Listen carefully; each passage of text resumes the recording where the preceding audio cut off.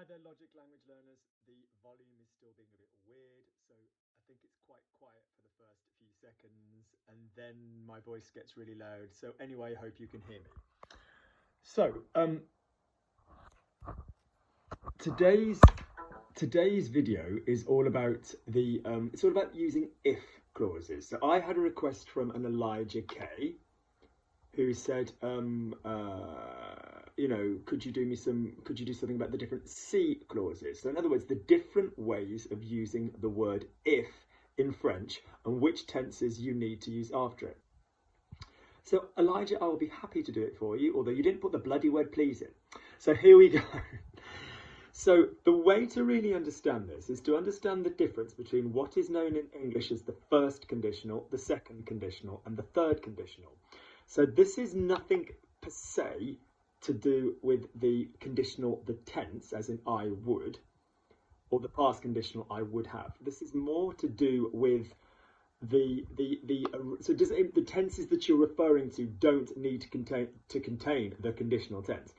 It's more to do with the first conditional is a situation that is likely and regular. The second conditional is unlikely. And the third conditional is impossible. So there's sort of three levels of possibility and likelihood, and it gradually gets less and less possible. And this normally gives us a guide as to which of the if systems we're going to use, because they are very, very specific. So for example, in the first conditional, you can have present, you can have past, and a present with a future or an imperative. In the second conditional, you can have the imperfect with the conditional tense itself, and in the third conditional, you can have the pluperfect with the past conditional. So without getting really boring, the first thing to remember in all of these ideas is the two sentences that you are dealing with can swap. So they're not a fixed order. You can say if, and then what comes after if, and then the other, that's often called the result clause. Yes, you've got the if clause and the result clause, as in like, if you watch these videos, you will improve your French. So the result clause there is coming second. You could quite happily say you will improve your French if you watch these videos. So let's go through very specifically for Elijah the pairings that you can have. Okay, so I've obviously made some notes for today, so I'll make sure I don't miss everything out. But I think the problems as a teacher that I come across is I teach a great deal of second conditional and third conditional. So what I mean by that is if you knew the answer, you would say something, versus if you had known the answer, you would have said something. And so there's all these kind of rumours and myths going around the word if, that you have to use the imperfect, or you have to use the past after the word if. Because, yes, if you say in English, if I knew, you are using the imperfect, to achieve this. But what's the word please in French? S'il te plaît, if it pleases you. Yeah, there's the word if. Very common word. That's not the imperfect. So in other words, we just need to get a little grip on which one we're doing. So the first conditional, okay, so the first combo that we can have is present and present, okay? And this is often, you can think of this as in the word when, as in, so if you, let's think, if you don't sleep, you're tired. Yeah, in life, if you don't sleep, you're tired. When you don't sleep, you're tired. Si tu ne dors pas, tu es fatigué. Yeah? If you want to, if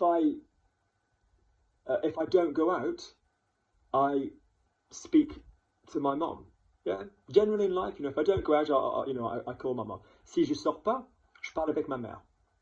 So that could double up as when I don't go out, I call my mom. Yeah, quand je ne sors pas, j'appelle ma mère. Je téléphone à ma mère. So one combination we can have is present tense with present tense. All right? We could obviously reverse those. Ouais, j'appelle ma mère quand je sors pas. I call my mom when I don't go out. Okay? So this is, again, if you wanted to write these down, and I will write these underneath, you've got present and present, okay? Another idea is the present and the future, and this is for events that are really likely to occur, as in it's suggesting, you know, look, if this is the case, this will happen. So again, we're still in the vibe of the first conditional, as in, you know, look, if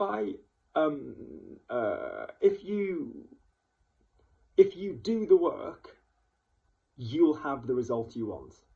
Yeah? So this is not a general in life, when you do the work, you have the result you want, which would be the present and the present. This is a little bit more, look, if you do the work, you will have the result that you want, which matches English largely. Donc, si tu fais le travail, tu auras le résultat que tu veux.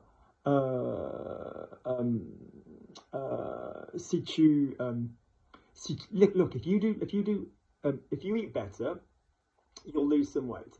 Si tu manges mieux, present tense, yeah, tu perdras du poids. Yeah, so it's like you are using the present and the future. One could use present and present for that, like, well, si tu manges mieux, tu perds du poids. If you eat well, you lose weight, but that would get a little bit like to when you eat well, you lose weight kind of thing. But again, those two combinations are acceptable because you've got present and present, present and future. You've also got present and imperative, which is basically like, look, if you do this, as long as this condition is met, then do this, please. So, for example, if you want to go out, call me. Ouais, si tu veux sortir, appelle-moi. Yeah? If you don't understand, tell him. Si tu comprends pas, dis-lui. If you like the cake, buy another. Si t'aimes bien le gâteau, achète un deuxième. Okay? So, the present and the imperative often freaks people out. But it's like, look, if this is really the case, then do this. You know, look, if you have the money, go on holiday. Si vous avez l'argent, partez en vacances. Yep, so far then we've had present and present, present and future, present and imperative. And we've sort of seen the little moods that are different with those, okay? You can also use the past clause with any of those, okay? So the present, the future, and the imperative, the same ones, can be done if your if clause is in the past. Look, if you haven't done the work, you will find it difficult. Si tu n'as pas fait le travail, tu le trouveras difficile. There's the future. If you haven't understood, si t'as pas compris, si tu n'as pas compris, appelle-moi. There's the past tense and the imperative. If you're ready, you can leave. Si tu es prête, si tu es prêt, tu peux partir. So pretty much so far, then we've got the flexibility of avoiding all conditional tenses, yeah, and all imperfect tenses, which is the absolute centre of the second and the third conditional, Elijah, which is the absolute core of most of the methods that you probably come across on this channel. So, for example, the spoken ones tend to basically allow anything from the present or the past, matching anything from the future, from the present to the future, or the imperative, the command form. So I could make it a really long video with loads of examples of these, but really it's just telling you that you're safe to do that. Okay? So if you understand me, you'll do it easily. Yeah? Si tu me comprends, tu le feras facilement. In life, if you understand me, you do it well. You know, when you understand me, you guys do this well. Alors, quand vous me comprenez, vous le faites bien. Or if you understand me, speak command form, speak using this method. Si vous me comprenez, parlez avec cette méthode. Or in the past, if you've understood me, si vous m'avez bien compris, imperative, utilisez cette méthode. And again, in the present or the future, you will understand me, you will, if you've understood me, you will do this, you do this. So that's the sort of, so far then, in acceptable combinations, we've got present, present, present, present, future, present, imperative, passé composé, present, passé composé, future, passé composé, imperative. So then we come on to the second conditional, which we have spoken about before, and I will pin a video underneath.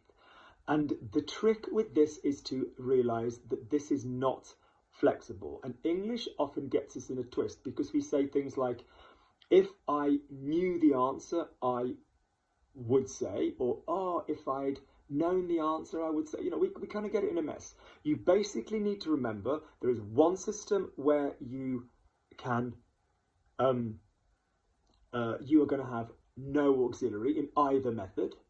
And there's one system where you're going to have the auxiliary in both methods. And it's really, really as symmetrical as that. And going back to this first, second and third conditional idea, the second conditional is really, so it's not happening now. You know, it's unlikely, but it's not impossible. You know, it's like, look, it's not the case right now, but if you knew the answer, you would say something. So forget the second conditional, third conditional as a concept. What I want you to think about is if in your English, this is something you could still hypothetically change, then use the form with the imperfect after if and the conditional in the result clause. So if you knew the answer, you would say something. Si tu savais la réponse, tu dirais quelque chose. If you wanted to come, you would tell me. Si tu voulais venir, tu me dirais. If you ate, look, you don't, but if you ate more vegetables, whatever, you would be healthier. Yes, si tu mangeais plus de légumes, tu serais plus sain, whatever. Okay, so in other words, or tu aurais une meilleure santé, probably be a little bit better. So if you then think that the third conditional, and the only reason I'm using this terminology is just to explain all the if clauses per se. If I'm just teaching if generally, I won't do that. I'll sort of go with the imperfect and the conditional obsession. But the third conditional one, in other words, the one you can't change. And the reason you can't change this, mainly, is because it's happened already. So, but you know, Luke, it's too late now. But if you'd known the answer, you would have said something. Notice in English we will often cheat it and say, oh, but Luke, yesterday, if you knew the answer, you would have said something. So that tempts us into saying si tu savais. Yeah? You kind of say you can use both for knowing a concept. So the fact is, be very careful. If you can no longer change the situation at all, you want the method where you are using the pluperfect, yeah, which is the imperfect on the auxiliary, and then the past tense, the past participle, and then the past conditional, which is the conditional on the auxiliary, and then the past participle. So a way I like to teach my students is, in the one that you can still change, you go imperfect after if, so imperfect after if, and then the conditional in the other one. And if it's the one that you can't change, it's imperfect after if on the auxiliary, and then a past, and then the conditional. So either way, you're going imperfect and conditional, but in the one method, it's just the imperfect and the conditional, and in the other method, it is the imperfect and the conditional on the auxiliary. So for example, look, if you wanted to come, you would come. That could still change. Si tu voulais venir, tu viendrais. Look, if you'd wanted to come, you would have come. Si tu avais voulu venir, tu serais venu. So when I teach the third conditional, I always say, and there's loads of videos on this and I will attach them underneath, so I'm not too concerned about this. I always say you kind of need one from the avait and the était box on the auxiliary and one from the aurait and the serait box on the auxiliary. So, for example, if you'd understood the question, you would have answered correctly. Yes, si tu avais bien compris la question, tu aurais répondu correctement. If you'd gone to London, you would have seen her. We can't change it now. Si tu avais été à Londres, tu l'aurais vue. So there's other work that we've done, other videos where you obviously are going to be popping pronouns in with all of this. And please remember that in all of these three methods, you're going to be popping in, you can pop pronouns in before all of these verbs. Things I would recommend really sort of taking this forward, Elijah, would be Just keep in your mind the imperfect and the conditional methods separate from the functional, you know, if you do this methods. I'd also go with, if you are struggling between the second conditional and the third conditional, which is basically the ones with the imperfect method and the conditional method, is to really try and remember, if you struggle at speed to find the imperfect, remember to go to the nous, yeah, because the nous verb will give you the imperfect. So if I've got a nous verb, nous finissons, je finissais, and that's then going to, you know, help me there. I'd also say, what else seems to bother people? Remember, if you use would and you are dealing with a verb that uses to be, yeah? Somebody at the door.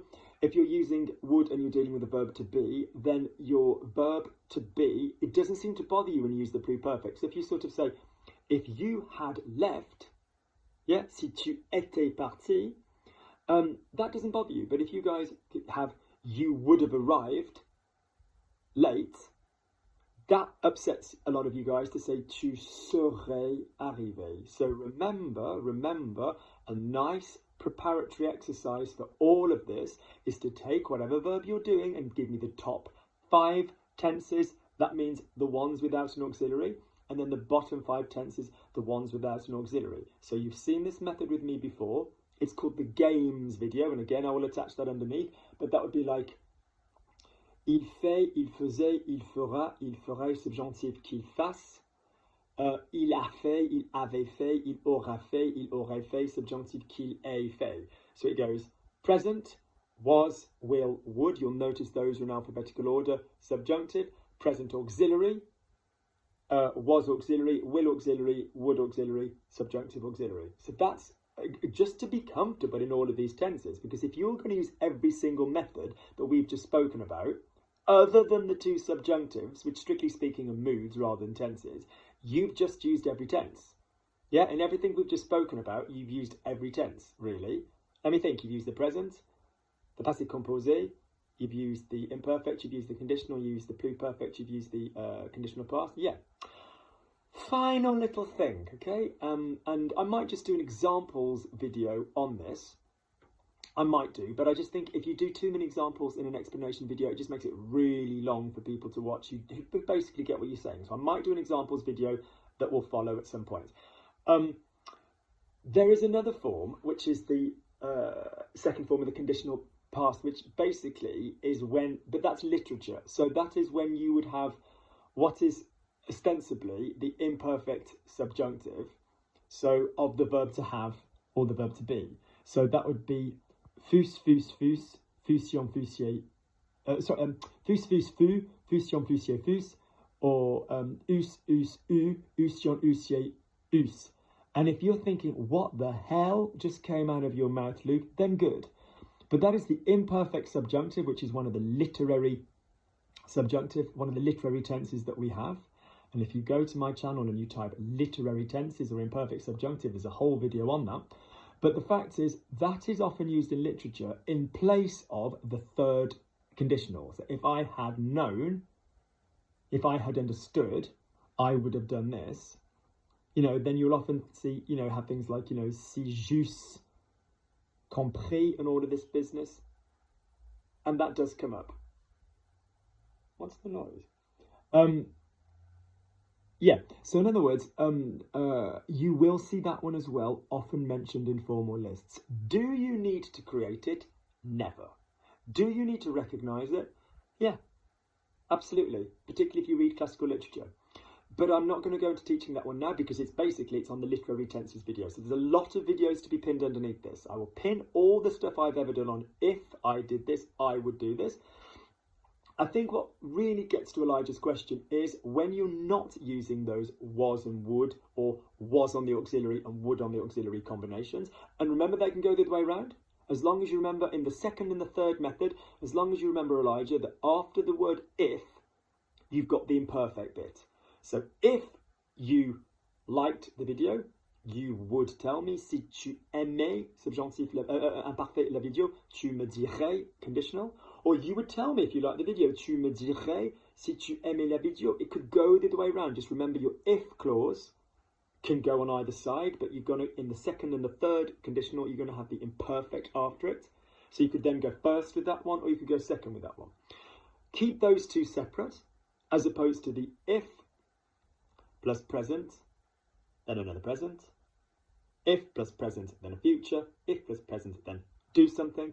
If plus past, plus present, plus future, plus imperative. So they are the combinations we can have. We can have present present, present future, present imperative. We can have passé composé present, passé composé future, passé composé imperative.